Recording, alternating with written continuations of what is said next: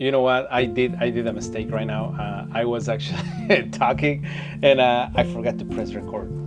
Rookie move, But that's what happens when you actually not focusing and what you're doing. So even though think I want to say that I'm pretty okay with the camera, sometimes I forget. But that's a human error. That's normal. Like, well, anyway, stop with all that. But what I want to talk today, it's about like why handheld feels like more emotional and it feels more like intimate and more timeless though. Honestly, like perfectly stabilized footage can look beautiful. Don't get me wrong, it does though. But sometimes a little movement makes the viewer feel like they were like actually there, and that's very important. The most important thing. Handheld wedding videography or like filmmaking, can preserve emotions, spontaneity, and intimacy, and the imperfection of the day. Like honestly, that's the best. So I really love like the handheld. I feel that the handheld has more touch than having something very stable though. And as I have always been saying though, like perfect isn't always emotional. I really like that incredible like movement of handheld though. Nowadays we do have like these gimbals that can create incredible footage though, but weddings are not perfect, and they shouldn't feel as like a commercial. They should feel more like an timeless moment of two people that are actually loving each other. And remember, besides that we're filming and creating art, we're documenting. The other thing, like why handheld I really love it, is because sometimes those tiny movements of the camera is what reminds you that a real person was standing there witnessing this moment though. Do you guys remember those moments back in the day when we didn't have like this type of stabilizers though, and we did have like just these people like carrying the camera in here? I'd really like to incorporate all that into my wedding films, because it feels more real personally, and it feels that someone actually was there like filming your memories. And obviously handheld doesn't mean that it's going to be like a shaky footage. No, you need to be very intentional with your shots, and that's the most important thing. Understand when you need to use a gimbal and when you need to use handheld. And other thing that I really like though, it's like how handheld like can put the viewer inside the moment instead of making them feel like they were like watching it from the distance. So believe me, it's the most important thing when it comes to a wedding film or wedding and wedding cinematography. It's like those handheld movements though are very like intentionals. As I say, not shaky but intentionals on the way that you still need to be firm in what you're actually doing though. It's you're watching a moment. That's very important. You're not watching a performance. Nobody though. You are watching two people, a wedding story though, of like two people are loving each other though.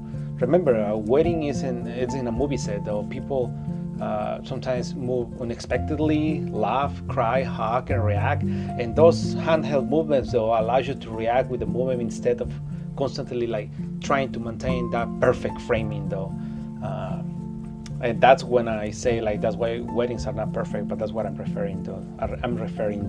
So the imperfections become part of the memory. That's really important though. That's that's what makes a wedding film though. Those imperfection moments, that's what makes a wedding and a storytelling though. Other thing too, believe me, like in the long run, people sometimes don't see the moment. They see the what I'm trying to say is just that like maybe couples, they're not gonna care like if like, oh, look at how he's moving slowly. No, people are gonna and they're gonna look like, oh, this beautiful amazing movement. No, I feel that us as humans, we're not gonna care about that. Eventually what we're going to care for, it's people laughing. Who was there though? We're not gonna care about whether the camera moved a little or not. We're gonna care about who was there, why we were laughing, who was with us in the moment though. The reaction and the smile, tears, hug of every person that was around us. That's what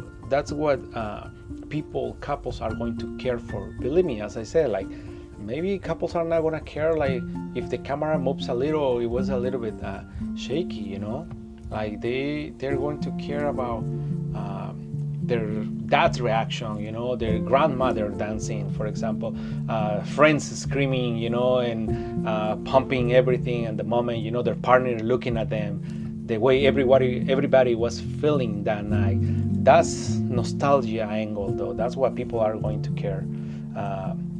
That angle of that moment, as I said, that's the nostalgia angle. Another thing that we need to understand is like that handheld doesn't mean like shaky. Like the important, it has to be a distinction of everything, you know.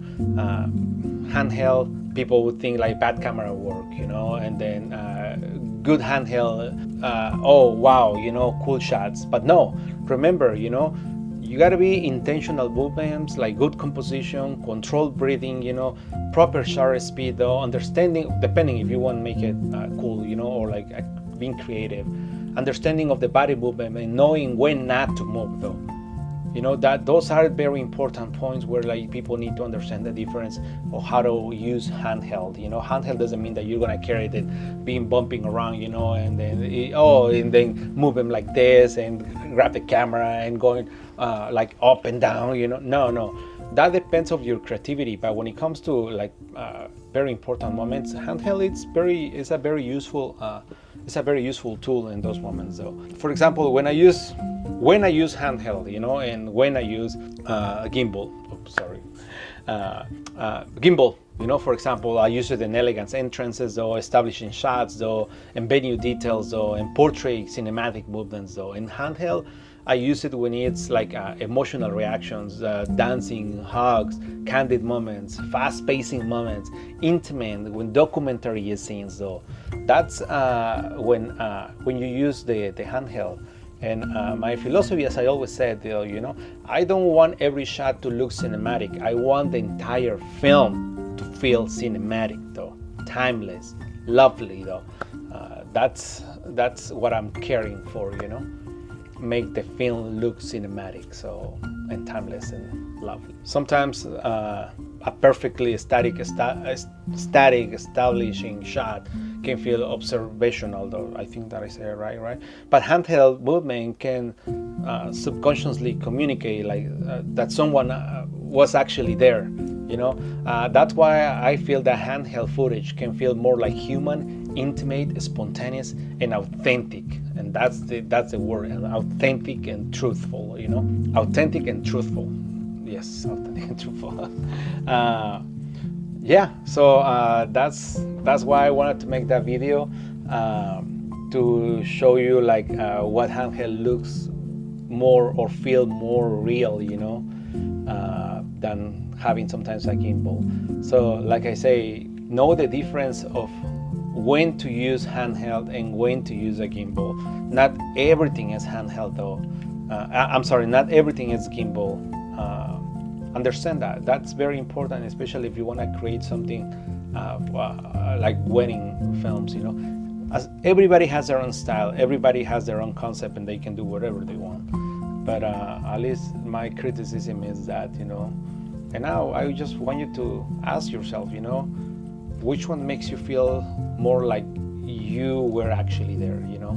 You ask yourself that question, you know, which one makes you feel like you were actually there, you know, if in the gimbal and handheld. So that's, I guess, what I think. Why does handheld footage sometimes feels more real than a perfectly established shot? And why do I actually want my wedding films to have a little movement? I believe that because weddings are not perfect. They're emotional, chaotic, unpredictable, and completely human. And sometimes the camera needs to feel that too as well.